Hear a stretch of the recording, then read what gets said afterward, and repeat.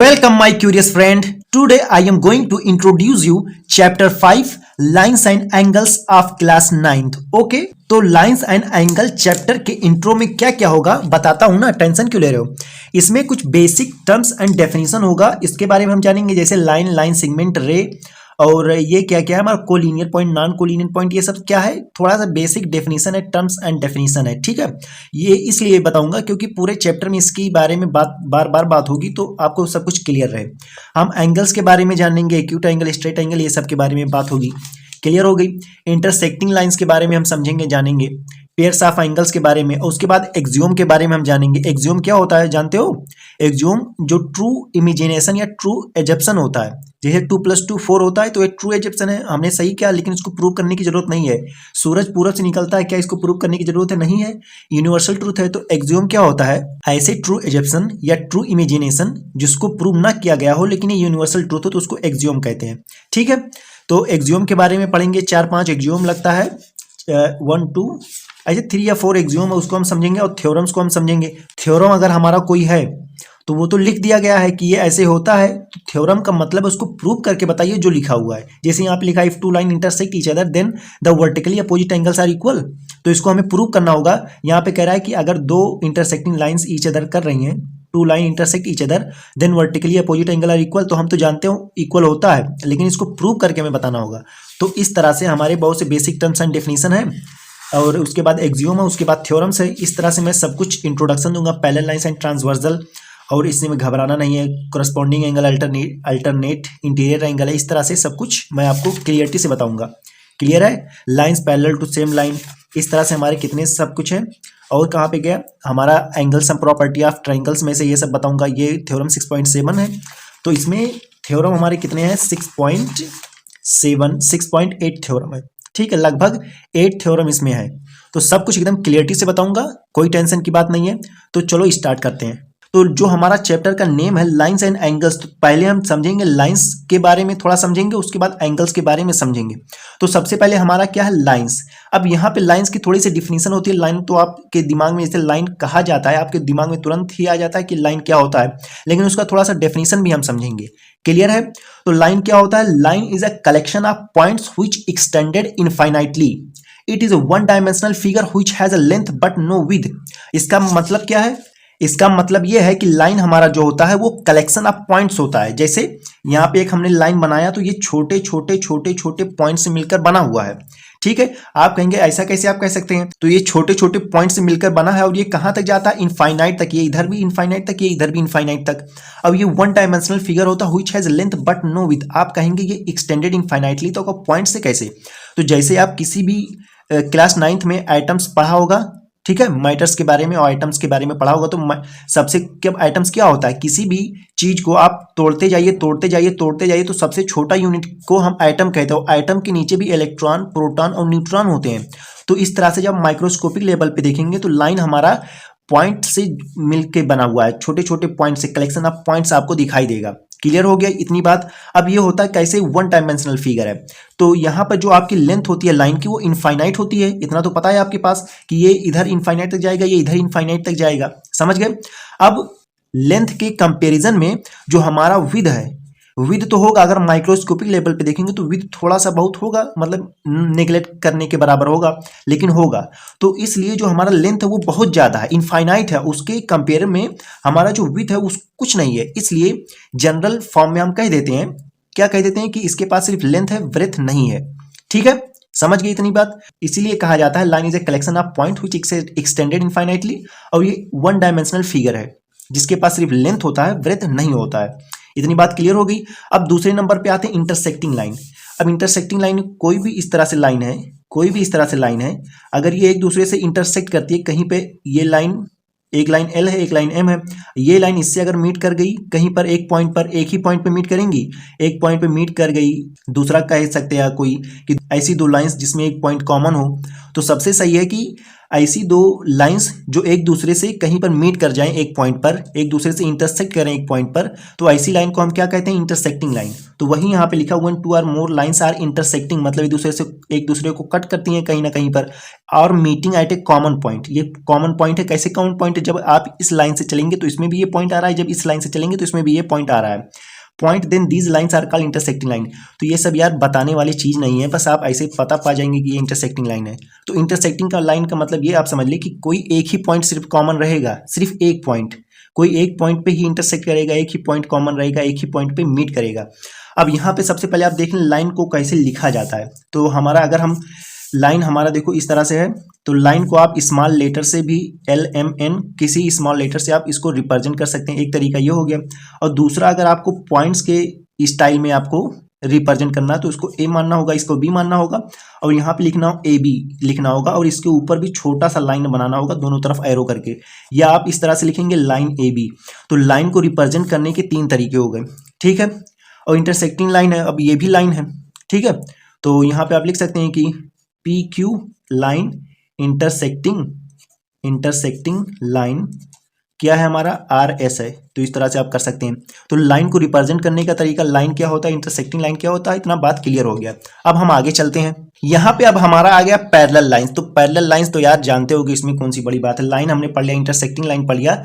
Parallel lines ऐसी line होती है जिनके बीच में डिस्टेंस हमेशा कांस्टेंट रहता है, मेंटेन रहता है। अगर यहाँ पे रहेंगे तभी, अगर समझ लो हमने सपोज कर लिया कि 5 सेंटीमीटर इन दोनों के बीच में डिस्टेंस है, तो यहाँ पे भी 5 सेंटीमीटर होगा, इनफाइनाइट तक चले जाएंगे वहां पे भी कांस्टेंट इसका डिस्टेंस रहेगा। आप दिल्ली, मुंबई, कोलकाता, चेन्नई कहीं पे भी चले जाएं, अगर ये लाइन जा रही है तो वहां पर भी सबका क्या है, डिस्टेंस सेम रहेगा, और ये कभी भी इंटरसेक्ट नहीं करेंगे। तो दो चीजें पैरेलल लाइंस क्या होता है, दोनों ऐसी लाइंस जिनके बीच में फिक्स डिस्टेंस रहे और जो कभी भी इंटरसेक्ट ना करे, तो ऐसी लाइंस को पैरेलल लाइंस कहा जाता है। तो लाइंस के बारे में इतनी बात हो गई। अब और हम आगे चलते हैं क्या है लाइंस के बारे में।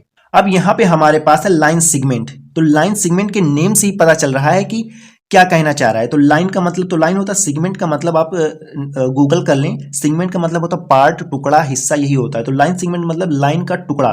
तो लाइन का टुकड़ा क्या, ये पूरा एक लाइन है, इसका एक हमने टुकड़ा उठा लिया जिसको हम मेजर कर ले जाएं, उसको उठा लिया तो इसके पास 2 पॉइंट होते हैं, एक को हम कहते हैं स्टार्टिंग पॉइंट, एक को कहते हैं एंडिंग पॉइंट, यही यहाँ पे लिखा हुआ है। और इसको रिप्रेजेंट कैसे कहते हैं, लिखते कैसे हैं, या तो आप सीधे सीधे लिखेंगे लाइन सेगमेंट AB, या आप AB लिखकर ऊपर इस तरह से लाइन एक खींच देंगे और किसी भी तरफ एरो नहीं लगाएंगे, तो ये काम हो गया। अब रे हमारा क्या होता है, रे भी क्या होता है, हमारा एक लाइन है, इसका एक पार्ट होता है। तो एक पार्ट होता है जहां से हमने उठाया है, तो वो पार्ट होता है हमारा स्टार्टिंग पॉइंट, ठीक है, और इसका एंडिंग पॉइंट नहीं होता है, समझ गए। तो इसमें कुछ ज्यादा है नहीं। और ये इसको रे को कैसे रिप्रेजेंट किया जाता है, तो रे AB लिखेंगे, या तो सीधे सीधे इस तरह से लिख दो। अगर AB ऊपर रे छोटा सा बना देंगे, एक तरफ अपना एरो रहेगा, एक तरफ एरो नहीं रहेगा, तो ये रिप्रेजेंट करने का तरीका हो गया। इस तरह से एरो होता है, ये भी लाइन का पार्ट होता है, एक स्टार्टिंग पॉइंट इसका होता है, एंडिंग पॉइंट नहीं होता है। ये हो गया। अब हम फिर से आगे चलते हैं। अब यहाँ पे हमारे पास क्या है, कोलिनियर पॉइंट, ठीक है। तो कोलिनियर पॉइंट क्या होता है, यहाँ पे जो लिखा है आप समझ लें, और मैं बता रहा हूं। कोलिनियर पॉइंट्स ऐसे पॉइंट्स होते हैं अगर एक साथ 3 या 3 से ज्यादा पॉइंट्स एक ही लाइन पर लाई करते होंगे, एक ही लाइन पर सब पॉइंट्स आ रहे होंगे, 3 या 3 से ज्यादा पॉइंट एक ही लाइन पे आ रहे होंगे, लाई कर रहे होंगे, तो उसको हम क्या कहेंगे, वो कोलिनियर पॉइंट है। अगर 2 पॉइंट होगा तो उसको कोलिनियर पॉइंट नहीं कहेंगे। अगर सारे पॉइंट्स नीचे आ रहे होंगे लाइन के, तो उसको भी हम कोलिनियर पॉइंट्स नहीं कहेंगे। समझ गए बात को। अब हम चलते हैं, एंगल क्या होता है। तो एंगल होता है, ये कुछ होता नहीं है, इसको कैसे बनता है, तो वही मतलब हो जाता है कि एंगल है।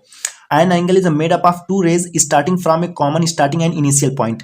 तो हमारा एंगल क्या होता है, अगर 2 रेज किसी एक पॉइंट से स्टार्ट करके जा रही हैं, ठीक है, कोई 2 रेज, अभी एक रे के बारे में आप पढ़ा, तो यहाँ पर एंगल बनता कैसे, कोई 2 रेज एक ही पॉइंट, इनिशियल उसका स्टार्टिंग पॉइंट एक ही है, इनिशियल पॉइंट कह लो या स्टार्टिंग पॉइंट, अगर किसी 2 रेज का स्टार्टिंग या इनिशियल पॉइंट एक ही है और वो जा रही हैं, तो वहां पे एंगल बनता है, ठीक है। अब जो दोनों रेज हैं इसको हम एंगल का आर्म कहते हैं, जैसे रे OP हो गया और रे OQ हो गया, ठीक है। तो ये क्या हो गया, आर्म हो गया एंगल का, और ये जहां से स्टार्ट करते हैं इसको कहते हैं वर्टेक्स ऑफ एंगल। समझ गए बात को।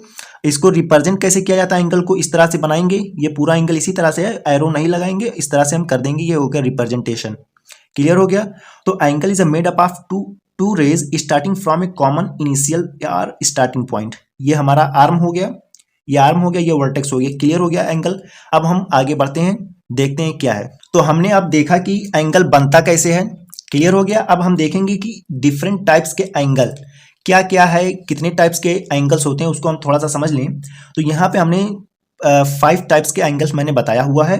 तो ये क्या है, अगर 0 डिग्री से 90 डिग्री के बीच में होगा कोई भी एंगल तो उसको हम एक्यूट कहेंगे, मतलब 0 से बड़ा होना चाहिए। क्या होना चाहिए, 0 से बड़ा और 90 से छोटा होना चाहिए।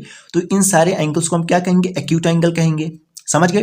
राइट एंगल क्या होता है, जो पूरा मतलब इक्वल, अगर ये कम ज्यादा नहीं, पूरा टोटल इक्वल ही 90 डिग्री के हो तो उसको हम कहते हैं राइट एंगल। ये सब तो मतलब समझ लो एक्सियोम है। ऑब्ट्यूस एंगल क्या होता है, अगर 90 डिग्री से ज्यादा 180 डिग्री से कम इसके बीच में जितने भी एंगल्स आते हैं उसको हम ऑब्ट्यूस एंगल कहते हैं। अगर 180 डिग्री राइट मतलब पूरा पूरा टोटल इक्वल है 180 डिग्री के तो उसको हम कहते हैं स्ट्रेट एंगल या लाइन एंगल आप कह सकते हैं। तो लाइन पर कभी भी जो हमारा एंगल बनता है वो 180 डिग्री का बनता है, ये बहुत ही काम आएगा आगे। और रिफ्लेक्स एंगल क्या होता है, अगर 180 डिग्री से ज़्यादा और 360 डिग्री से कम अगर जितने भी एंगल आते हैं इन दोनों के बीच में तो उसको हम कहते हैं रिफ्लेक्स एंगल। क्लियर है। अब हम चलते हैं आगे। अब यहाँ पे हमारा आ गया complementary angles and supplementary angles. तो आप कहेंगे कॉम्प्लीमेंट्री और सप्लीमेंट्री ये क्या है, तो जब कभी भी दो एंगल्स को आप ऐड करेंगे अगर उसका सम आ गया 90 डिग्री तो वो होता है कॉम्प्लीमेंट्री एंगल्स। अगर दो एंगल्स का सम करने पर 180 डिग्री आ गया तो उसको कहते हैं सप्लीमेंट्री एंगल्स। तो यहाँ पे मैंने कॉम्प्लीमेंट्री एंगल्स का एग्जांपल लिया कि 55 कोई एंगल है, कोई 35 ऐड करने पर 90 आ गया, 45 90 आ गया, तो ये क्या हो गया, कॉम्प्लीमेंट्री एंगल। क्लियर हो गया। टू एंगल्स सप्लीमेंट्री एंगल क्या हो गया, दोनों एंगल्स को हमने ऐड किया 180 आ गया, दोनों एंगल्स को ऐड किया 180 आ गया। क्लियर हो गया, ये हो गया सप्लीमेंट्री एंगल। अब यहाँ पे आते हैं एडजेसेंट एंगल क्या होता है। तो साफ साफ समझ लो, जैसे आपके घर से कोई दूसरा घर एकदम सटा हुआ है तो आपका प्योर पड़ोसी हो गया, एकदम बढ़िया से पड़ोसी है ना। तो उसी तरह से एडजेसेंट एंगल क्या होता है, जो एक एंगल दूसरे एंगल से सटा हो तो वो एक दूसरे एंगल क्या कहलाता है, एडजेसेंट एंगल। ये इसका एडजेसेंट है, ये इसका एडजेसेंट है। समझ गए। अब यहाँ पे लिखने वाली वही बात है कि आप लिख दें कि कैसे कैसे होता है लिखने के स्टाइल में, नहीं तो ये समझ गए आप। ये यहाँ पे कह रहा है कि एडजेसेंट एंगल कब कहेंगे, जब उसके पास कॉमन वर्टेक्स हो। अब ये एक पूरा एंगल ये है, एक एंगल ये है, तो इसके पास क्या है, कॉमन वर्टेक्स है। समझ गए। They have a common arm, इसके पास एक कॉमन आर्म होना चाहिए, ये हमारा एक कॉमन आर्म है। जब ये वाला एंगल आप लेंगे इस तरह से ABD तो ये वाला इसमें भी ये आया, और जब आप DBC लेंगे तब भी इसमें भी ये वाला आर्म आया। क्लियर है। तो वही कह रहा है कि common arm and their non common arms. और कॉमन क्या नहीं है, ये वाला और ये वाला आर्म नहीं है, तो different side of the arm common arm. कह रहा है कि जो कॉमन आर्म नहीं है वो कॉमन आर्म से डिफरेंट साइड पे होगा। तो साफ साफ दिख रहा है, यही वाला लिख दिया। और साफ साफ अपने दिमाग से हम देखें कि एडजेसेंट एंगल क्या होता है, जो एक दूसरे से सटा हो। क्लियर है, इस तरह से बना हुआ हो। अब इसी तरह से क्यों, यहाँ पे आप देख ले, अगर इस तरह से है, ये हमारा कोई लाइन है, इस तरह से है, ये भी क्या है आपस में, यहाँ पे इस तरह से हमारा है, तो ये हमारा कोई लाइन है, यहाँ पे एक एंगल है, यहाँ पे एक एंगल है, ये भी हो गया एक दूसरे से सटा हुआ है एंगल, तो इसको भी क्या होगा, ये एडजेसेंट एंगल है। कोई इस तरह से है, इस तरह से कोई है, इस तरह से, तो आप इसको अब इसको भी एडजेसेंट एंगल आराम से कह सकते हैं। तो इस तरह से बहुत से टाइप है, बस वही आप समझिए कि एक दूसरे से जो सटा एंगल होगा, चिपका होगा, तो उसको हम क्या कहेंगे, एडजेसेंट एंगल। अब हम आगे चलते हैं। अब असली खेल हमारा यहां से शुरू होता है एक्सियोम से। और एक्सियोम का मतलब भी आप जानते हैं, एक्सियोम क्या चीज होता है, जो स्पेसिफिक टू ज्योमेट्री ना हो या ज्योमेट्री में भी हो और वो ट्रू एजप्शन हो। मतलब ट्रू एजप्शन हो, जैसे सूरज पूरब से निकलता है, 2 + 2 4 होता है, तो ये इसको प्रूव करने की जरूरत नहीं है, लेकिन ये होता है। तो ऐसी चीजों को हम एक्सियोम में काउंट करते हैं। क्लियर हो गया। तो इफ अ रे स्टैंड ऑन ए लाइन, कोई भी रे, ये रे OC है, अगर किसी भी एक लाइन पर स्टैंड कर रही है, then the sum of the two adjacent angle so form is 180। यहाँ पर देखो, इसीलिए मैंने बता रहा था कि स्ट्रेट लाइन पे जो एंगल बनता है उसका काम अभी आएगा। तो यहाँ पे हमारा इस तरह से एक लाइन है, इस पे हमारा एक रे जा रहा है, यहाँ पे एक हो गया, तो ये हो गया A, इसको हमने नेम दे दिया O, ये हो गया B, समझ के। और यहाँ पे हमने नेम दे दिया C। अब यहाँ पे देखो, एक एंगल ये बन रहा है, एक एंगल ये बन रहा है, तो वही कह रहा है कि कोई स्ट्रेट लाइन है, कोई एक लाइन है, अगर इस पे कोई रे स्टैंड कर रही तो ये एंगल कुछ ना कुछ तो बनाएगी, एक तरफ इधर, एक तरफ इधर। अब इन दोनों को जब आप ऐड करेंगे, तो वो 180 डिग्री के इक्वल आता है। ठीक है, इसमें कोई घबराने की बात नहीं, ये होता ही होता है, इसको प्रूव करने की जरूरत नहीं है। तो AOB, ये पूरा एंगल हमारा क्या है, यहाँ से लेके यहाँ तक है, लेकिन इसको दो पार्ट्स में इस रे ने डिवाइड कर दिया है, तो इसलिए AOB एंगल पूरा एंगल है, तो इसको दो पार्ट्स में डिवाइड किया, ये 180 डिग्री के इक्वल है। AOC प्लस COB या BOC आप कह सकते हैं। तो AOC plus BOC is equal to 180। तो सिंपल सी बात है, इसमें कोई घबराने वाली बात नहीं है। अब दूसरा एग्जाम क्या है, इसी का उल्टा है। अभी तक क्या कह रहा है कि एक लाइन पर 180 डिग्री बन रहा है। अब कह रहा है अगर 180 डिग्री बने, पहले तो यहाँ पे लाइन था 180 डिग्री है, कोई दिक्कत नहीं है। अब कह रहा है अगर आप मेजर कर रहे हैं कहीं ऐसी जगह, हर जगह तो इस तरह से लाइन सीधी सीधी बनी नहीं रहेगी, कहीं टेढ़ी मेढ़ी इधर उधर बनी रहेगी। तो अगर उन दोनों का एंगल का सम 180 डिग्री आ रहा है, if the sum of two adjacent angle कहीं पे भी है, किसी भी तरह से है, ठीक है, जैसे मैंने बताया था इस तरह से, कोई इस तरह से, अगर आपके समझ में आई है तो एक्स है, अगर इसको ऐड करने पर, इसको ऐड करने पर, ये एक एंगल है, ये एक एंगल है, ठीक है, क्लियर है। तो इन दोनों को ऐड करने पर अगर 180 डिग्री आ गया तो आप क्या कहेंगे, ये जो है ये लाइन क्या है, स्ट्रेट लाइन है। तो वही कहने की बात यहाँ पे कही जा रही है, if the sum of two adjacent angle, कोई भी टू एडजेसेंट एंगल का सम अगर 180 डिग्री आ रहा है, then the non common arms, ये non common arms of the angle form a line. तो ये वाला एंगल एक हो गया AOC, तो इसमें भी ये आया, और BOC इसमें भी ये वाला आया, तो ये तो कॉमन आ रहा है, और इसके कॉमन जो नहीं आ रहा ये है, तो ये क्या है, एक लाइन फॉर्म कर रहा है। यही वाली बात है, यहाँ पे सीधी बात की गई, यहाँ पे उल्टी बात की गई है, कोई दिक्कत की बात नहीं है, हम सब कुछ समझ लेते हैं। समझ गए। अब हम आगे बढ़ते हैं। अब यहाँ पे हमारा है लीनियर पेयर ऑफ एंगल। तो लीनियर का मतलब ये होता है एक लाइन के ऊपर की बात कुछ कर रहा है। पेयर ऑफ एंगल मतलब लाइन के ऊपर दो एंगल्स की बात कर रहा है। When two adjacent angles are said to form a linear pair of angle if their non-common arms are two opposite rays। वही वाला जो अभी हम पढ़ के आए हैं एक्सियोम, ठीक है, उसी के बारे में बात कर रहा है, वही सेम टू सेम। क्या कह रहा है, if two adjacent angle set to form a linear pair of angle, मतलब किसी एक लाइन पर एंगल बना रहे हैं, if their non common arms are two opposite rays. अगर AOC लें और COB या BOC, तो इसमें ये कॉमन रेज आ रहा है, दिक्कत की बात नहीं है। और जो नहीं कॉमन आ रहा है वो अपोजिट रे है, ये इधर जा रहा है उसके एकदम अपोजिट जा रहा है, अगर ये पूरब जा रहा है तो ये पश्चिम जा रहा है, दिक्कत नहीं है ना। तो यही वाली बात कह रहा है कि आप लीनियर पेयर ऑफ एंगल कब कह सकते हैं, कब कह सकते हैं, जब एक लाइन हो, यहाँ से एक रे जा रही हो जो दो डिवाइड कर रही हो दो एंगल्स को, तो यहाँ पे दो एंगल बन गया, और जो नॉन कॉमन आर्म्स है ये तो दोनों में कॉमन आएगा, जो नॉन कॉमन आर्म्स है वो अपोजिट हो, तो इससे हम समझ जाएंगे कि लीनियर पेयर ऑफ एंगल है। लीनियर का मतलब होता है लाइन, किसी लाइन पर एडजेसेंट एंगल मतलब पेयर ऑफ एंगल बना हो, समझ गए। अब यहाँ पे आता है वर्टिकली अपोजिट एंगल, ठीक है। अब इसको यार बताने की जरूरत नहीं है, वर्टिकली अपोजिट एंगल तो आप जानते हैं इस तरह से एक्स टाइप में होगा, तो इसके अपोजिट ये होगा, इसके अपोजिट ये होगा, ठीक है, समझ गए ना बात को। तो बताने की बात नहीं है, बस यही कह रहा है two angles are called a pair of vertically opposite angle if their arms form two pair of opposite angle. Clear है। अगर हम इस वाले एंगल्स की और इस वाले एंगल की बात करें तो समझ लो यहाँ से लेके AO एंड OD, ये क्या हो गया, एक रे ये हो गया, एक रे ये हो गया, तो पेयर ऑफ क्या हो गया, पेयर ऑफ अपोजिट रेज। तो ये हो गया एक रेज, पेयर ऑफ रेज हो गया, और इसके अपोजिट में जो रेज है ये हो गया दोनों। तो वही कह रहा है two angles are called pair of vertically opposite angle if their arms form two pair of opposite rays. ये दोनों रेज इधर जा रही है, इसके अपोजिट में इधर जा रही है। अगर इस वाले लाइन की, इस वाले एंगल्स की बात करें तो दो रेज ये होगी, इसके अपोजिट वाली रेज ये होगी, ठीक है।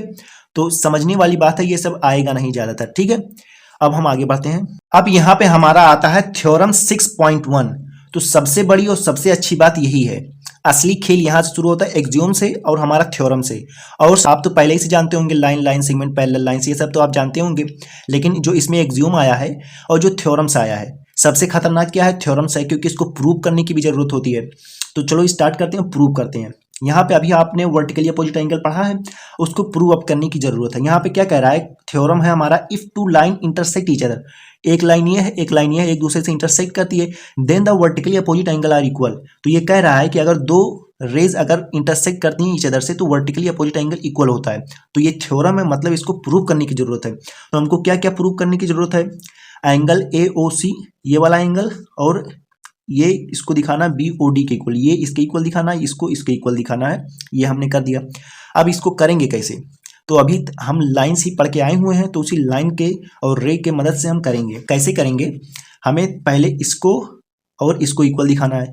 तो यहाँ पे सबसे पहले हम इसमें क्या ढूंढेंगे, लिंक ढूंढेंगे, कैसे हम सॉल्व करें।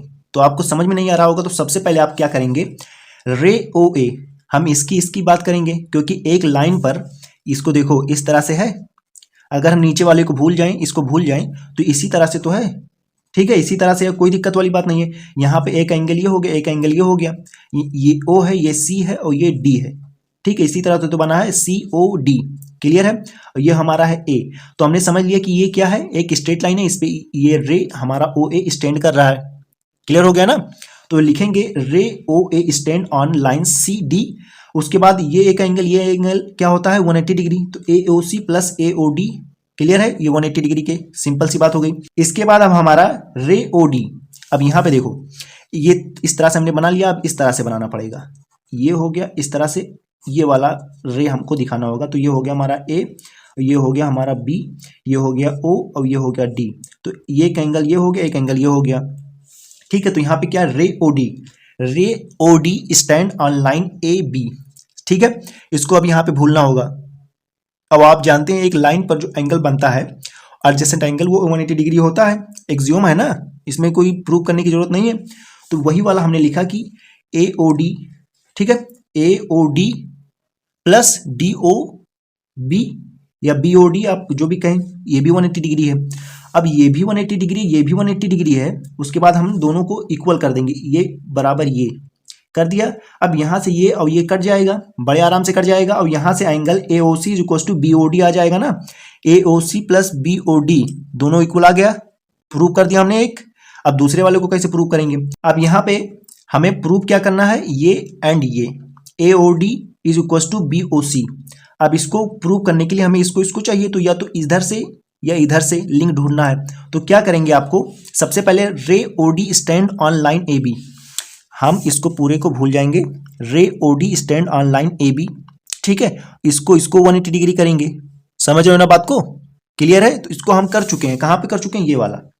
अगर आप इधर से आएंगे तो ओ डी को यहाँ पे स्टैंड नहीं करेंगे, आप कहेंगे O A stand on line C D, तो यहाँ पे ये कर चुके हैं। तो अगर इधर से आप आएंगे तो ये वाला स्टैंड करवाएंगे, अगर इधर से आएंगे तो ये वाला स्टैंड करवाएंगे। तो हम इधर से आ रहे हैं, तो हमने कहा कि ray O D stand on line A B, तो ये और ये क्या हो गया 180 डिग्री।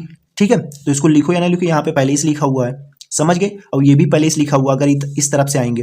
अब हमें सिर्फ एक ही चीज लिखना है, क्या हमको मानना है कि ये क्या हो गया, क्लोज हो गया। और हमारा ये जो रे है ओ बी, यहाँ पे O B stand on line C D, इस पे हो गया।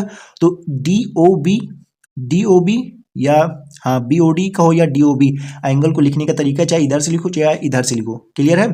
तो B O C plus D O B दोनों ये क्या होगा, ये भी 180 डिग्री के इक्वल हो गया। ये 180 डिग्री के इक्वल हो गया और ये 180 डिग्री के इक्वल होगा। तो दोनों 180 डिग्री के इक्वल है, तो उसको हम दोनों के इक्वल कर देंगे। इक्वल जब हमने किया तो बी ओ डी और बी ओ डी ये दोनों कैंसिल हो गया, हमारा बचा क्या, A O D is equal to B O C. एकदम प्रूव हो गया ना, क्लियर हो गया। मतलब vertically opposite angles are equal. ठीक है, कोई दिक्कत की बात नहीं है। यहाँ से हमें समझ में आ गया, थ्योरम जो कह रहा है उसको हमने प्रूव करके बता दिया और किसी ने बताया होता है नहीं है। अब हम चलते हैं आगे, आगे क्या है उसको हम देखेंगे। अब यहाँ पे हमारा न्यू टॉपिक है parallel lines and a transversal.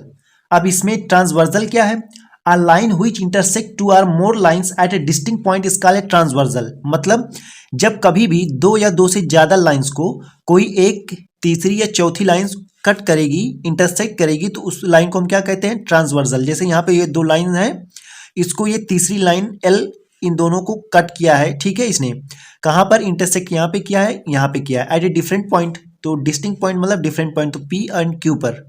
तो समझ गए, कोई दो लाइन है या दो से ज्यादा लाइन से, इन लाइनों को अगर कोई तीसरी या चौथी लाइन जो है अलग से वो इन सबको कट करती है, इंटरसेक्ट करती है, तो उस लाइन को हम क्या कहते हैं, ट्रांसवर्सल। क्लियर है। अब यहाँ पे भी बता, लाइन एल, ये वाला फिगर है, line L intersect line M and N at point P and Q respectively, therefore line L is a transversal for line M and N. ठीक है, observe that 4 angle are form at each of the point P and Q. तो यहाँ पे कह रहा है कि हर point पर 4 एंगल्स बन रहे हैं, 1 2 3 4 5 6 7 8, यहाँ 4 यहाँ 4। क्लियर हो गया। अब यहाँ पे एंगल 1 2 7 8, इसको क्या कहा, तो 1 2 7 8 ये क्या है, इसको हम क्या कहते हैं, एक्सटीरियर एंगल। क्लियर हो गया। अब अंदर के एंगल्स को क्या कहते हैं, इंटीरियर एंगल। 3 4 5 6 इन सारे एंगल्स को हम क्या कहते हैं, इंटीरियर एंगल्स। क्लियर हो गया, समझ गए ट्रांसवर्सल क्या होता है। ट्रांसवर्सल एक ऐसी लाइन होती है जो किन्हीं भी दो या दो से ज्यादा लाइंस को इंटरसेक्ट करती है, उसको हम क्या कहते हैं, ट्रांसवर्सल। क्लियर हो गया। अब हम आगे चलते हैं। अब यहाँ पे हम जानेंगे जब कोई ट्रांसवर्सल लाइन किसी दो या दो से ज़्यादा लाइंस को कट करेगी तो कौन से एंगल हमारा करस्पॉन्डिंग एंगल कहलाएगा, कौन सा एंगल हमारा अल्टरनेट इंटीरियर एंगल कहलाएगा, कौन सा एंगल हमारा अल्टरनेट एक्सटीरियर एंगल कहलाएगा और कौन सा interior angle on the same side of the transversal कहलाएगा। ठीक है, इसको हम समझेंगे। तो यहाँ पे हमारा कोई लाइन है, अब यहाँ पे पैरेलल भी लाइन हो सकती है, जिस तरह से ये पैरेलल लाइन हमने बनाया है तो हमारी लाइन पैरेलल भी हो सकती है और नॉन पैरेलल भी हो सकती है। तो इस तरह से भी हो सकता है और या तो पैरेलल भी हो सकता है, लेकिन एंगल सेम रहेगा। अब करस्पॉन्डिंग एंगल क्या क्या होगा, यहाँ पे मैंने नेम सबका दे दिया है एंगल्स का, और यहाँ से हम जानेंगे 1 and 5 क्या करस्पॉन्डिंग एंगल इसको कहते हैं। 2 and 6 को क्या कहते हैं, करस्पॉन्डिंग एंगल। 4 and 8 को करस्पॉन्डिंग एंगल कहते हैं। 3 and 7 को करस्पॉन्डिंग एंगल कहते हैं। इस तरह से, ठीक है, यहाँ पे एंगल हम बनाएंगे। तो अगर पैरेलल है, अगर किसी पैरेलल लाइंस को कोई ट्रांसवर्सल इंटरसेक्ट करती है, ठीक है, उस सिचुएशन में हमारा जो करस्पॉन्डिंग एंगल है सब इक्वल होगा। ठीक है, 1 5 के इक्वल होगा, 2 6 के इक्वल होगा, 4 8 के इक्वल होगा, 3 7 के इक्वल होगा।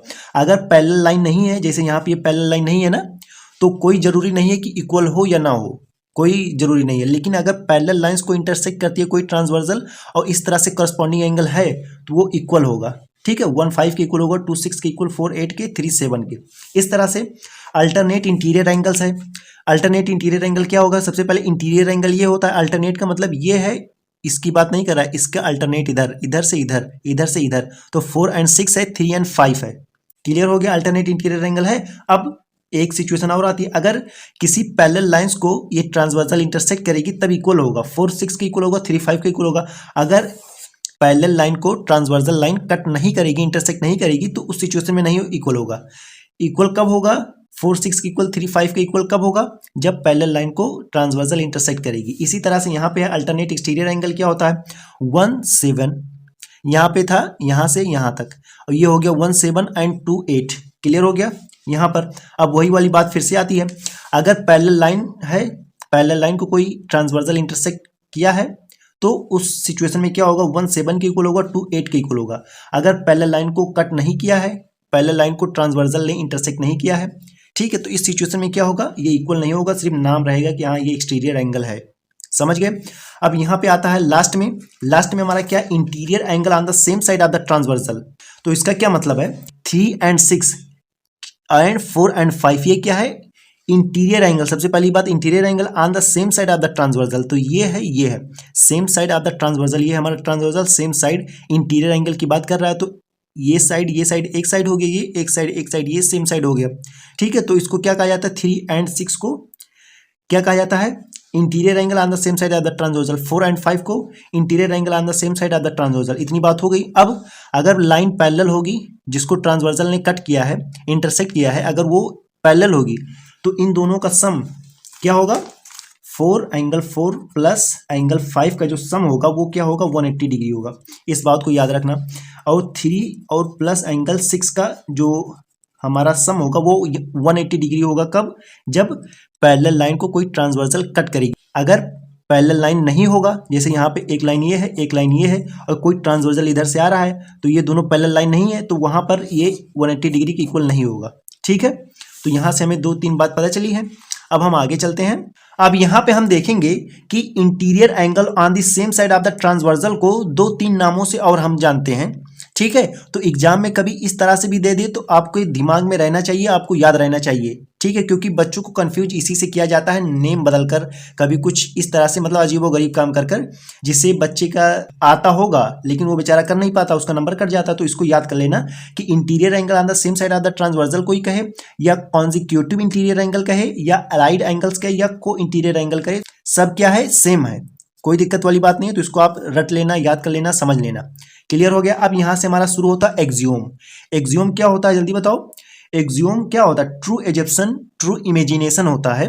ठीक है, जिसको प्रूव नहीं किया जाता लेकिन वो यूनिवर्सल ट्रूथ होता है। जैसे 2 + 2 4 होता है, क्लियर है ना, 2 + 2 4 होता है। सूरज पूरब से निकलता है, तो इन चीजों को प्रूव करने की जरूरत नहीं है, ये मतलब ट्रू है, ये इसको प्रूव करने की जरूरत नहीं है। कुछ चीजें होती है यूनिवर्सल ट्रूथ होती हैं, सब लोग कहते हैं हाँ भाई सही है।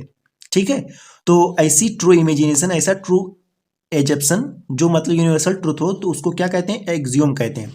अब यहाँ पे हमारे पास दो एक्सियोम है 6.3 एंड 6.4। क्या है first axiom, if a transversal intersect two parallel lines, कोई एक ट्रांसवर्सल है, क्लियर है, और ये इंटरसेक्ट कर रहा है टू पैरेलल लाइंस को। पैरेलल लाइंस क्या है, M and N, then each pair of corresponding angle is equal. ठीक है, वही वाली बात मैंने पहले बता दिया था कि इक्वल होगा, करस्पॉन्डिंग एंगल जो था वो इक्वल होगा, बताया था कि नहीं, बताया था। तो यहाँ पर हमारा एक लाइन ये है, एक लाइन ये है, और ये हमारा ट्रांसवर्सल है, तो करस्पॉन्डिंग एंगल क्या होगा, 1 एंड 3 होगा। ठीक है, यहाँ पे मैं लिख दूं 1 एंड 3 इक्वल होगा, 2 एंड 4 इक्वल होगा, 2 एंड 4 इक्वल होगा, और यहाँ 5 एंड 7 इक्वल होगा, 5 एंड 7 इक्वल होगा, और यहाँ पे 6 एंड 8 इक्वल होगा, 6 एंड 8 इक्वल होगा, ये एंगल्स इक्वल होंगे। ठीक है, करस्पॉन्डिंग एंगल्स तो है, लेकिन इक्वल होगा कि नहीं होगा, अगर लाइन पैरेलल होगी, उसको अगर कोई ट्रांसवर्सल लाइन इंटरसेक्ट करेगी तब करस्पॉन्डिंग एंगल इक्वल होगा। ये अभी जब आप थ्योरम प्रूव करेंगे तो उसमें 100% इसको आएगा, इसका रेफरेंस हमें लेना पड़ेगा। ठीक है, तो इसलिए इसको याद कर लेना। अब हमारा एक्सियोम 6.4 है, इसमें क्या करना है, if a transversal intersect two lines. अब देखो यहाँ पे बात घुमाया गया है, कह रहा है कि if a transversal intersect two line, किसी दो लाइन को एक ट्रांसवर्सल इंटरसेक्ट करती है, पैरेलल लाइन है या नहीं है ये अभी नहीं पता है, such that a pair of corresponding angle equal. ठीक है, कोई ट्रांसवर्सल लाइन है वो किसी लाइन को इंटरसेक्ट करती है, तो वहां से हमें पता चला कि इसका जो करस्पॉन्डिंग एंगल है वो क्या है, इक्वल है। ठीक है, 1 3 के इक्वल है, 2 4 के इक्वल है, 5 7 6 8 के इक्वल है, क्लियर हो गया। Then the two line are parallel to each other, तो अगर करस्पॉन्डिंग एंगल इक्वल है, करस्पॉन्डिंग एंगल इक्वल है, तो एम एंड एन क्या होगा, पैरेलल लाइंस होगी। समझ गए बात को। फर्स्ट वाले में क्या था, पैरेलल लाइंस था, अगर उसको इंटरसेक्ट करेगी कोई ट्रांसवर्सल तो क्या हो जाएगा, करस्पॉन्डिंग एंगल इक्वल होगा, ये अब पता चल गया। अब अगर करस्पॉन्डिंग एंगल इक्वल होगा, कोई ट्रांसवर्सल इंटरसेक्ट करती है किसी दो लाइंस को, अगर करस्पॉन्डिंग एंगल इक्वल है तो ये जो लाइन है वो पैरेलल लाइंस होगी। सिंपल सी बात है, ये एक्सियोम है, मतलब ये होता ही ऐसे है। अब इन दोनों का बार बार आगे क्या होगा, अप्लाई होगा थ्योरम में। क्लियर हो गई बात, तो चलो स्टार्ट करते हैं। अब यहाँ पे हमारे पास आ गया थ्योरम। थ्योरम हमारा क्या है, if a transversal intersect two parallel lines then each pair of alternate interior angle is equal. ठीक है, हम इसको जानते हैं, हमें पता है, लेकिन अब यह है थ्योरम, इसलिए जो हमारा सेंटेंस है, स्टेटमेंट है, इसको हमें प्रूव करना होगा। ठीक है, क्या कह रहा है, अगर कोई दो पैरेलल लाइंस है, अगर इसको कोई ट्रांसवर्सल इंटरसेक्ट कर रहा है तो alternate, each pair of alternate interior angle equal होगा। पेयर का मतलब होता है ईच, मतलब हर एक, एक हो गया 2 एंड 3 हो गया, और एक हो गया ये वाला, और एक हो गया ये वाला। ये एंगल इसका हमने नेम दे दें 1 2 3 4, इसको हम 5 दे दें, 5, इसको हम 6, और इसको हम 7 नेम कर दें, और इसको 7, और ये 8। तो 2 एंड 3 क्या होगा, इक्वल होगा, और 5 एंड 8 क्या होगा, इक्वल होगा। ठीक है, ये हमें पता है, होता है, लेकिन इस चीज को हमें प्रूव करना होगा। तो कैसे प्रूव करेंगे, तो इसके लिए चलो हम स्टार्ट करते हैं। तो सबसे पहले प्रूफ हम लिखेंगे, जब कभी भी थ्योरम को प्रूव करना होता है किसी भी चीज को, तो हम प्रूफ लिखते हैं कि हमारे पास क्या क्या डॉक्यूमेंट्स है, क्या क्या प्रूफ है, उसको मैं लाया हूं और दिखाऊंगा आपको। तो यहां से क्या होता है, हमने लिखा प्रूफ, उसके बाद हमने कहा बाई थ्योरम 6.1। तो हमारा थ्योरम 6.1 क्या था, जल्दी बताओ, कि वर्टिकली अपोजिट एंगल क्या होता है, इक्वल होता है, इतना तो पता होगा। तो 1 क्या है, 2 के इक्वल है। तो देखो यहाँ पे लिखा हुआ है कि देन ईच पेयर मतलब 2 एंड 3 एक पेयर ये हो गया, और 5 एंड 8 एक पेयर अल्टरनेट इंटीरियर एंगल का, एक पेयर ये हो गया, एक पेयर ये हो गया। तो किसी भी एक पेयर को अगर आप दिखा दें, प्रूफ के लिए दिखा दें, तो दिक्कत नहीं है, आपका काम हो जाएगा। तो हम सिर्फ इसको, इसलिए मैंने सिर्फ इसी को मार्क किया था, जिससे हमारा काम आसानी से हो जाए, और ये समझाने के लिए इधर भी मार्क हमने कर दिया है। क्लियर हो गई बात, तो घबराना नहीं, हमें एक ही पेयर से मतलब था, इसलिए मैंने सिर्फ एक ही जगह पर मार्क किया है। क्लियर हो गई बात। सबसे पहले बाय थ्योरम 6.1 से 1 एंड 2 क्या होता है, इक्वल होता है, अपोजिट एंगल है ना, vertically opposite angle. And 3 and 4 क्या है, वर्टिकली अपोजिट एंगल है। क्लियर हो गया। एंड नाउ एक्सियोम 6.3 तो आप जानते हैं कि 1 3 के इक्वल होगा, और क्या है 2 4 के इक्वल होगा। क्लियर है ना। 6.3 क्या था, जल्दी बताओ। यहाँ पे 6.3 क्या है, if it intersect two parallel lines then each pair of corresponding angle equal, corresponding angle equal होगा। तो यहाँ पे 1 3 के इक्वल होगा, 2 4 के इक्वल होगा। क्लियर हो गया। फ्रॉम 1 एंड 3 से ये भी 2 1 के इक्वल है एंगल के, और ये भी एंगल 3 1 के इक्वल है। तो ये भी 3 भी 1 के इक्वल है, 2 भी 1 के इक्वल है, मतलब 2 3 के इक्वल हो जाएगा आराम से। ये हो गया हमारा प्रूव्ड। ठीक, क्लियर हो गया ना। और हमें एक ही पेयर का दिखाना था, यहाँ पे लिखा each pair of alternate interior angle is equal, तो हमें सिर्फ इसी का दिखाना था, इसलिए हमने इस हिसाब से अपना काम किया है। आपको इस वाले को दिखाना होगा तो आप यहाँ पे 1 2 हमने लिया है, आप 6 5 ले लेना, 3 4 हमने लिया है, आप 7 8 ले लेना। क्लियर हो गया। नाउ एग्जाम 6.3 से हमने 1 एंड 3 लिया है, आप 5 एंड 7 ले लेना। 2 एंड 4 हमने लिया है, आप 6 एंड 8 ले लेना। और यहाँ पर 2 एंड 4 5 एंड 7 ले लिया है, 6 एंड 8 आप ले लेना। क्लियर हो गया। उसके बाद 1 एंड 3 से आप क्लियर से आप प्रूव कर देना। हमने 2 3 प्रूव किया है, आप 5 8 प्रूव कर देना। क्लियर हो गई। तो थ्योरम 6.2 कितना सिंपल था, बस आपको यहाँ पे स्टार्टिंग में याद रखना होगा by theorem 6.1 vertically opposite angle, और नाउ एक्सियोम 6.3 से ये वाला करस्पॉन्डिंग एंगल इक्वल। उसके बाद आपका काम हो गया। क्लियर हो गया, आपका डॉक्यूमेंट पास हो गया, आपने प्रूव कर दिया कि आप सही हैं। समझ गए। अब हम आगे चलते हैं नए थ्योरम पर। अब यहाँ पे आइए, हमारा है थ्योरम 6.3। ये क्या कह रहा है, if a transversal intersect two lines. कोई ट्रांसवर्सल है, ठीक है, कोई हमारा ट्रांसवर्सल और किसी दो लाइन को ये इंटरसेक्ट कर रहा है। ठीक है, अब हमें पता नहीं है ये दोनों क्या है, पैरेलल लाइन है या नहीं है। टू लाइंस, और इसके पहले क्या था 6.3 थ्योरम क्या कह रहा था, if a transversal intersect two parallel lines. Parallel lines वहां पे कह दिया था। ठीक है, क्लियर हो गई बात। उसके बाद क्या कह रहा है, two lines such that a pair of alternate interior angle is equal. तो ये क्या है, इक्वल है, ये इक्वल है। क्लियर हो गई बात। Then the two lines are parallel. तो यहाँ पे साफ साफ बता रहा है, जो हमारा थ्योरम कह रहा है कि अगर कोई भी ट्रांसवर्सल लाइन है, अगर दो लाइंस को वो इंटरसेक्ट करती है तो उसके इंटीरियर एंगल इक्वल है, ये गिवन है। अगर ऐसा है तो ये दोनों लाइन क्या है, पैरेलल लाइन। तो यही आपको प्रूव करना है कि पैरेलल है या नहीं है। तो इसके पहले हमने क्या प्रूव किया था, जल्दी बताओ।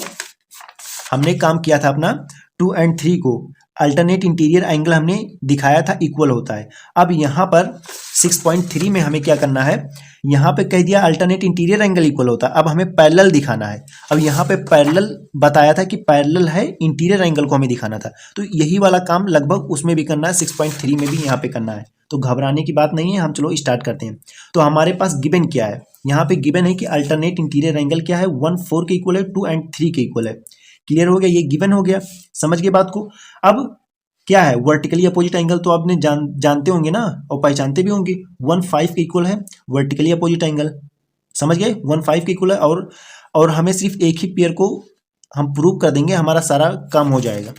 तो इसीलिए मैंने सिर्फ बहुत ही कम एंगल्स पे मार्क किया है। आप इसमें यहाँ पे भी बता सकते हो, यहाँ नीचे भी, यहाँ 2 एंगल है, तो उसमें मतलब नहीं है, बस एक चीज को हम प्रूव कर देंगे, हमारा काम हो जाएगा। तो 1 क्या है, 5 के इक्वल है। इस तरह से सबसे पहले हमें क्या गिवन था कि 1 4 और 2 3 ये वाला गिवन है। और हमें जिस तरह से जरूरत होगी उस हिसाब से अपना काम करेंगे। तो कैसे जरूरत होगी, दिमाग तो पहले लगाना होता है ना। तो अगर अल्टरनेट इंटीरियर एंगल है तो हम क्या ऐसा चीज है जो यूनिवर्सली ट्रूथ है, बताओ यूनिवर्सली ट्रूथ कौन सा है, ये है एक्सियोम 6.3 6.4। ठीक है, अगर क्या कह रहा है, if a transversal intersect two lines, अगर कोई ट्रांसवर्सल है टू लाइंस को क्या करती है, इंटरसेक्ट करती है, such that a pair of corresponding angle equal. अगर हम दिखा दें कि करस्पॉन्डिंग एंगल इक्वल है, करस्पॉन्डिंग एंगल इक्वल है, then the two lines are parallel to each other. समझ गए ना। तो बाई एक्सियोम 6.4 से इसको हम जानते हैं कि अगर करस्पॉन्डिंग एंगल इंटीरियर एंगल तो इक्वल है, pair of alternate interior angle equal है, अगर करस्पॉन्डिंग एंगल एक हम इक्वल दिखा दें तो हमारा काम हो जाएगा। एक्सियोम हम जानते हैं। तो सबसे पहले 1 5 के इक्वल हमने यहाँ पे दिखा दिया, ये वर्टिकली अपोजिट एंगल है। तो फ्रॉम 1 एंड 2 से, 1 एंड 2 से हमने क्या दिखा दिया, 1 1 एंगल 4 1 के इक्वल है, एंगल 5 1 के इक्वल है। तो इससे क्या पता चला, 4 5 के इक्वल है, 4 एंड 5 इक्वल है ना। अब ये क्या है, करस्पॉन्डिंग एंगल है, इतना तो पता होगा आपको। That's why A B is parallel to C D. कितना सिंपल था। अब इसको हमने कहाँ से कहा, बाई एक्सियोम 6.4 से कहा, प्रूव्ड हो गया। कुछ नहीं इसमें करना है ना, सिंपल है ना बस। तो चलो आगे बढ़ते हैं हम। अब यहाँ पे हम आते हैं थ्योरम 6.4 पर। क्लियर हो गया। अब ये थ्योरम क्या कह रहा है यार, if a transversal intersect two parallel lines. फिर से वही बात, साफ साफ बात कर रहा है कि किसी दो पैरेलल लाइंस को कोई एक ट्रांसवर्सल इंटरसेक्ट कर रहा है, then each pair of interior angle on the same side of the transversal is supplementary. वही वाली बात होगी कि 2 एंड 4 क्या है एंड 1 एंड 3 क्या है, इनका जो ऐड करोगे तो आप 180 डिग्री होगा। और मैंने स्टार्टिंग में ही आपको बता दिया था। क्लियर हो गई बात। तो ये तो हम जान गए कि सही है, लेकिन इसको प्रूफ मांग रहा है, कह रहा है कि प्रूफ लाओ, तो मैं मानूंगा कि ये सही, जो थ्योरम है 6.4 ये सही है। तो कोई एक ट्रांसवर्सल है, ये किसी दो पैरेलल लाइंस को इंटरसेक्ट करती है तो यहाँ पर जो एंगल बनेगा, each pair of interior angle on the same side of the transversal is supplementary. तो ईच पेयर अगर हम दिखा दें कि कोई एक पेयर 2 4 ये एक पेयर हो गया, 1 3 एक पेयर ये हो गया, कोई एक पेयर को अगर हम सप्लीमेंट्री का मतलब 180 डिग्री इनका ऐड हम दिखा दें, सम इनका दिखा दें कि 180 डिग्री है, तो हमारा काम हो जाएगा। ठीक है, तो पुराने तरीके से हम करेंगे। कैसे करेंगे? 180 की बात हो रही है मतलब दिमाग लगाना होगा, और हमारा इसकी बात कर रही है तो हम सबको ढक देंगे, सबको बंद कर देंगे, हम एक ही तरफ अपनी निगाह करेंगे एक आंख बंद करके। क्लियर हो गया? हम पुराने तरीके से काम करेंगे। सबसे पहले प्रूफ करेंगे ray R B stand on line P Q. ठीक हो गया? ये हमारा क्या है? आर, ये पॉइंट आर है, ये एस है, तो आर बी ये हमारा रे हो गया। आपको समझ में नहीं आ रहा हो तो बता रहा हूँ। ये मैंने मान लिया कि इस तरह से ये लाइन है, ये हो गया पी, और यहाँ पे ये इसको मान लिया मैंने क्यू। अब यहाँ से ये रे जा रही है, क्या है? बी, और ये हमारा पॉइंट क्या है? आर है। तो R and B stand on the line P Q. Clear होगा? तो ये और ये एंगल क्या होगा? 6 and 2 क्या होगा? 180 डिग्री के इक्वल होगा। होगा कि नहीं होगा? होगा। काम इतना हो गया। अब दूसरी बात यहाँ पे आती है, रे एस डी ये वाला यहाँ पर नीचे, तो ये इधर से आएगा, ये हो गया हमारा क्यू नीचे है, यहाँ पे ये है इस तरह से है, तो ये हो गया डी, यहाँ पे पॉइंट है एस, ये ऊपर और जाएगा, समझ लो यहाँ पे कहीं पे ये पी है। ठीक है, एस ये है एस पॉइंट, और ये है डी, तो ये रे क्या है?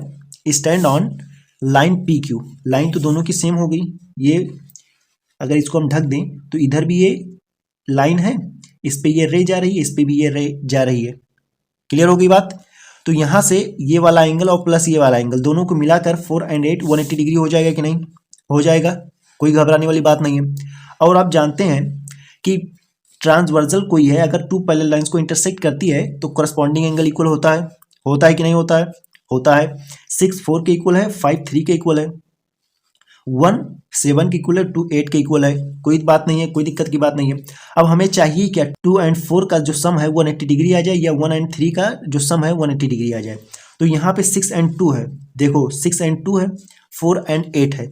अब 6 के प्लेस पे अगर हमारा 4 आ जाए, 2 तो है ही है, 6 के प्लेस पे अगर 4 आ जाए तो हमारा काम बन जाएगा। तो ये कैसे आएगा? आप जानते हैं करस्पॉन्डिंग एंगल इक्वल होता है, 6 4 के इक्वल है, तो 6 के प्लेस पे 4 रख दो, हमारा काम हो जाएगा। तो पुट इट इन इक्वेशन 1 और इन इक्वेशन सेकेंड। तो 6 के प्लेस पे हम 4 कर दें, प्लस 2 कर दें, इज इक्वल टू 180। ये प्रूव हो गया। अब यहाँ पे 4 है और 8 है, 4 and 8 है, हमें 8 4 तो यहाँ पे है ही है, अब 2 हमें चाहिए 8 के प्लेस पे। अब आप जानते हैं यहाँ पे करस्पॉन्डिंग एंगल इक्वल है, 8 के प्लेस पे आप 2 रख सकते हैं, और आपका 180 डिग्री वैसे ही बरकरार रहेगा। कोई दिक्कत की बात नहीं, प्रूव्ड हो गया। सिंपल है, बस थोड़ा सा दिमाग लगाना है, एक बार आप देखेंगे समझ में आ जाएगा। क्लियर हो गई बात? अब हम आगे चलते हैं। अब यहाँ पे हमारा थ्योरम 6.5 है। इसमें क्या है? थ्योरम पहले क्या कह रहा है इसको हम समझ लें। If a transversal intersect 2 lines, फिर वही बात है, थ्योरम 6.4 का थोड़ा सा वही घुमा के वही वाली चीज दे दिया है। वहां पे क्या था? 2 लाइंस नहीं कहा था, पैरेलल लाइंस कह दिया था। और यहाँ पे कह रहा है if a transversal intersect 2 lines such that a pair of interior angle on the same side of the transversal is supplementary, then the 2 lines are parallel। वहां पे क्या था? पैरेलल लाइंस थी, और हमें 2 and 4 को 1 and 3 को 180 डिग्री दिखाना था। यहाँ पे ये गिवन है कि 180 डिग्री है, ठीक है, और ये लाइंस को आपको पैरेलल दिखाना है।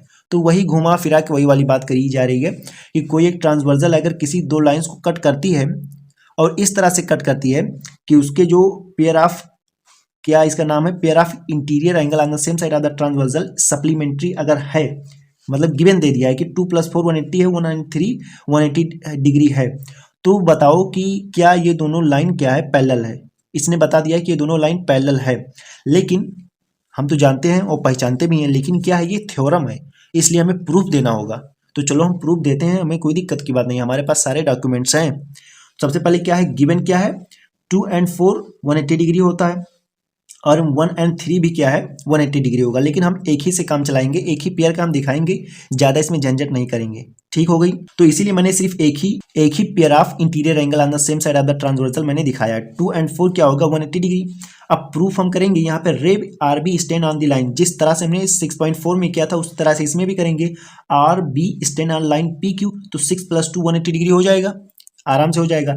S and D stand on the line P Q, तो 4 and 8 180 डिग्री हो जाएगा, बड़े आराम से हो जाएगा।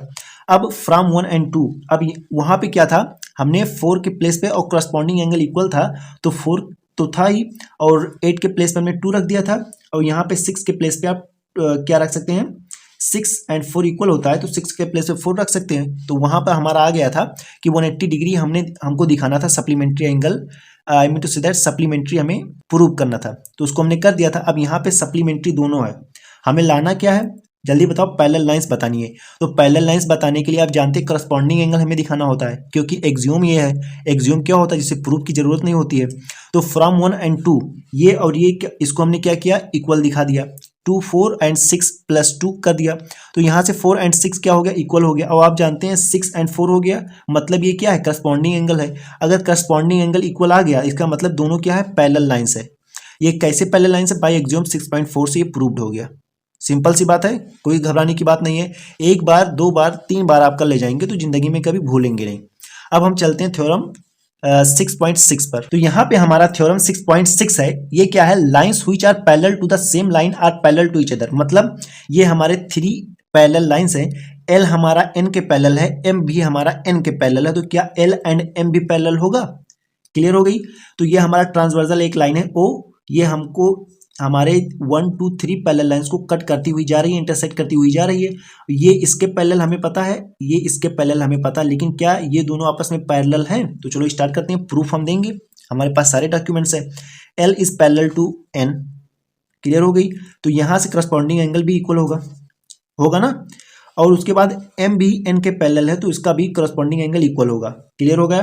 तो फ्रॉम 1 एंड 2 से ये भी 3 के इक्वल है, 1 और 2 भी क्या है, 3 के इक्वल है। तो from 1 and 2, 1 and 2 is equal, 1 and 2 is equal, तो ये करस्पॉन्डिंग एंगल इक्वल है, तो ये करस्पॉन्डिंग एंगल इक्वल है, इसका मतलब L is parallel to M, proved हो गया। सिंपल सी बात है, इसमें कोई दिक्कत की बात नहीं है। अब हम आगे बढ़ते हैं। अब यहाँ पे हमारा थोड़ा सा नया टॉपिक स्टार्ट होने जा रहा है, क्या है, angle sum property of a triangle, clear हो गई बात। ट्राइंगल आप जानते हैं जिसके पास 3 साइड होती है और 3 एंगल्स होते हैं, क्लियर हो गया। और ये कैसे, हर एक साइड क्या है, समझ लो एक लाइन सेगमेंट है, क्लियर है। कैसे है, एक लाइन सेगमेंट कहीं यहाँ पे था, कहीं यहाँ पे था, कहीं यहाँ पे था, इन तीनों को हमने ऐड कर दिया, ये हो गया एक ट्राइंगल बन गया, क्लियर हो गया। अब यहाँ पे थ्योरम इसी से रिलेटेड है 6.7, ये थ्योरम है, the sum of the angle of a triangle is 180 degree. आप जानते हैं जैसे ये हमारे पास एक ट्राइंगल है, angle 1 plus angle 2 plus angle 3 is equal to 180 degree होता है। ये तो आपने एकदम रटा होगा, आपको पता होगा ना कि किसी भी ट्राइंगल का जो ये सम होता है एंगल का 180 डिग्री, मतलब 1 2 3, ट्राइंगल का यही तो एंगल होता है 1 2 3, और ये कितना होता है, 180 डिग्री होता है। आप जानते हैं, पहचानते सब कुछ है भाई साहब, लेकिन क्या आपके पास प्रूफ है? प्रूफ लाइए, उसके बाद मैं मानूंगा कि ये थ्योरम सही है। तो यहाँ पे सबसे पहले हम लिखेंगे प्रूफ, उसके बाद X Y is parallel to Q R and P Q and P R is a transversal.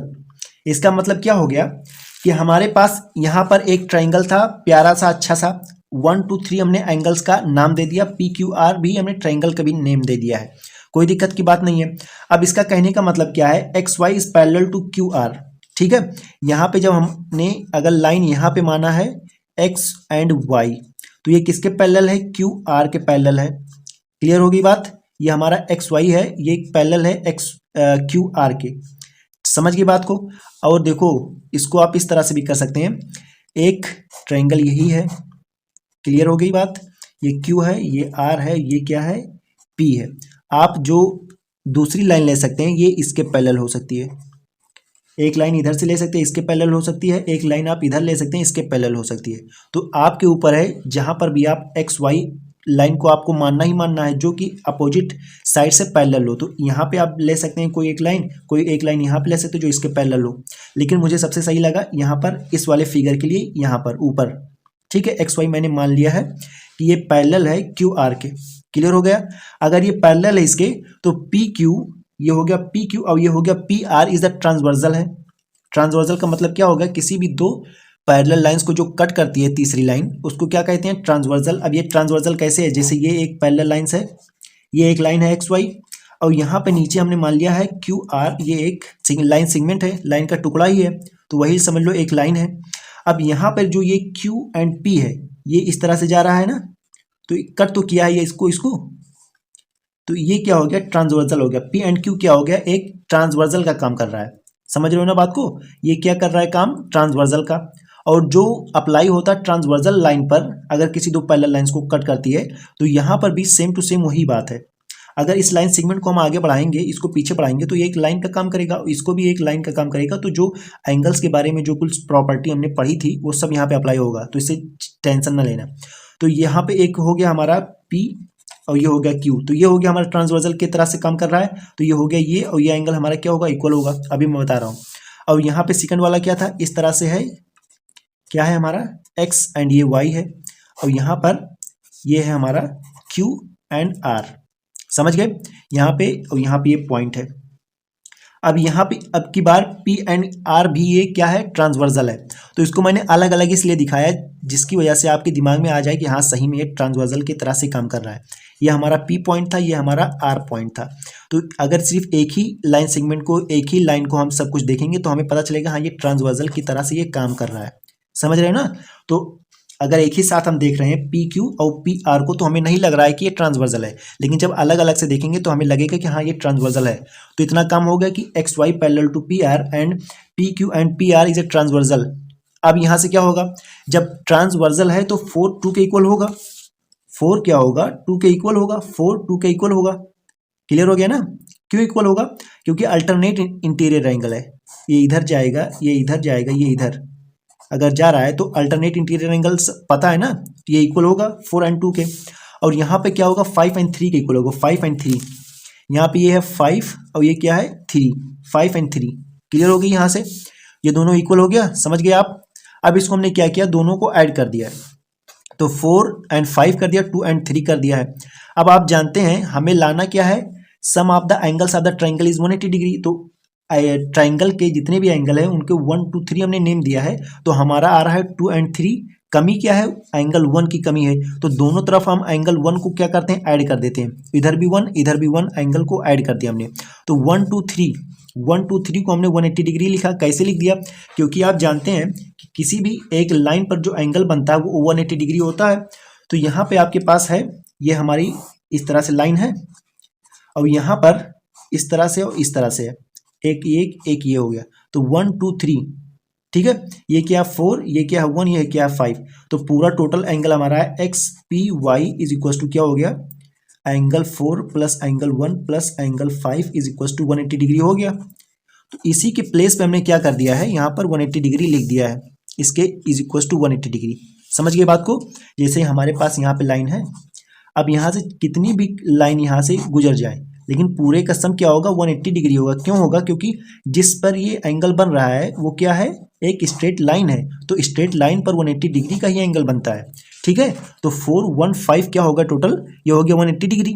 तो नीचे आपको बताना भी पड़ेगा कि 180 डिग्री कैसे आया। तो इसको इस तरह से, so because 4 + 5 + 1 is equal to 180 degree is equal to XPY और XPY क्या है, स्ट्रेट एंगल है, तो इसलिए 180 डिग्री है। तो ये हमारा प्रूव हो गया, कोई दिक्कत की बात नहीं है कि sum of the angle of a triangle is 180 degree. अब हमारे पास है लास्ट थ्योरम 6.8। यहाँ पे हमारे पास लास्ट थ्योरम है 6.8। तो इसी बात पर वीडियो को लाइक शेयर और चैनल को सब्सक्राइब करो। ठीक है। अब हम चलते हैं, देखते हैं कि ये क्या है। If a side of a triangle is produced then the exterior angle so form is equal to the sum of the two interior opposite angle. Clear हो गई बात।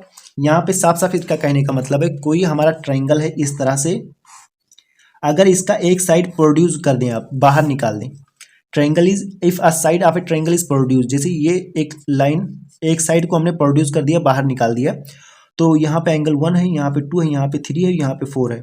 तो इसके अपोजिट में जो दोनों एंगल है वो इस वाले बाहर वाले एंगल के क्या होगा, इक्वल होगा, इस तरह से होगा। ठीक है। अगर आप इस तरह से आपने किया, हमने इधर प्रोड्यूस कर दिया, तो यहाँ पे होगा, तो ये दोनों इसके इक्वल होंगे। ठीक है। इस एंगल के इक्वल ये दोनों होंगे। समझ रहे हो ना। तो यहाँ पर एक ही तरफ से नहीं प्रोड्यूस, इधर से भी आप प्रोड्यूस कर सकते, इधर से भी, और मैं आपको दिखा दूं तो दिक्कत वाली बात नहीं है। इस तरह से हमने लाइन किया, एक बार इधर किया, एक बार इधर किया, एक बार इधर हम करेंगे, तो इसके अब इक्वल ये दोनों होंगे। समझ रहे हो बात को। इसके भी इक्वल ये दोनों होगा, इसके भी इक्वल ये दोनों होगा। और क्या है, इस तरह से हम करेंगे। अगर इस तरह इसको हमने प्रोड्यूस किया, ये इस वाले लाइन को, इस वाले सेगमेंट को, तो इसके इक्वल ये और ये होगा। समझ रहे हो बात को। अब एक और साइड को हम क्या करते हैं, प्रोड्यूस करते हैं। इसको अगर हम प्रोड्यूस करें इधर तो इसके इक्वल क्या होगा, ये दोनों होगा। समझ रहे हो बात को, कोई दिक्कत वाली बात नहीं, इतनी बात समझ गए कि अगर इफ ए साइड, कोई भी साइड अगर आप प्रोड्यूस करते हैं देन द एक्सटीरियर एंगल, जो एक्सटीरियर एंगल फॉर्म हो रहा है वो किसके इक्वल होगा, sum of the two interior opposite angle, sum of the two interior opposite angle. इसके जो अपोजिट एंगल है टू इंटीरियर एंगल उसके सम के इक्वल होगा, यही किसका कहने का मतलब है। तो चलो स्टार्ट करते हैं। हमें प्रूफ देना होगा, क्यों देना होगा, क्योंकि ये थ्योरम है, थ्योरम बिना प्रूफ के मानता नहीं है। तो यहाँ पे हमने लिखा प्रूफ, और हम जानते हैं बाई थ्योरम 6.7 से कि 1 2 3 क्या होता है, 180 डिग्री होता है, जानते हो ना, अभी प्रूफ करके आए हैं हम। और ये भी आप जानते हो कि ये क्या है, एक स्ट्रेट लाइन, ठीक है, स्ट्रेट लाइन, और यहाँ पे 3 और 4 क्या है, 180 डिग्री के इक्वल है। तो यहाँ पे लाइन तो नहीं बन रहा है, इधर लाइन सेगमेंट की तरफ से है और इधर रे की तरफ से है। तो कभी भी लाइन की बात तो करता है कि एक कोई लाइन है, इस पे जो एंगल बनता है वो 180 डिग्री होता है। तो लाइन सेगमेंट भी अगर एंगल है तो वो भी 180 डिग्री बनेगा। समझ गए इस बात को। कोई रे है उस पे भी अगर एंगल बनेगा तो 180 डिग्री का, तो इसे घबराना नहीं है, सारी चीज़ें वही अप्लाई होती है। तो 3 और 4 क्या हो गया, 180 डिग्री, स्ट्रेट लाइन एंगल आप इसको कह देंगे। और फ्रॉम 1 और 2 से, 1 और 2 से क्या करेंगे, दोनों 180 डिग्री के इक्वल है, दोनों को इक्वल कर देंगे। तो 1 2 3 और 3 4 है, 3 3 कैंसिल, 1 2 इज इक्वल टू 4 और 4 इज इक्वल टू 1 और 2। तो हमारा प्रूफ हो गया कि एंगल 4 के इक्वल 1 और 2 अपोजिट एंगल हमारी आ गई, sum of the two opposite angle, ये प्रूव्ड हो गया। क्लियर हो गई बात को। तो I hope you enjoy introduction of lines and angles. तो वीडियो आपको कैसी लगी कमेंट्स में बताएं, वीडियो को लाइक शेयर और चैनल को सब्सक्राइब करें। Thank you for watching this video.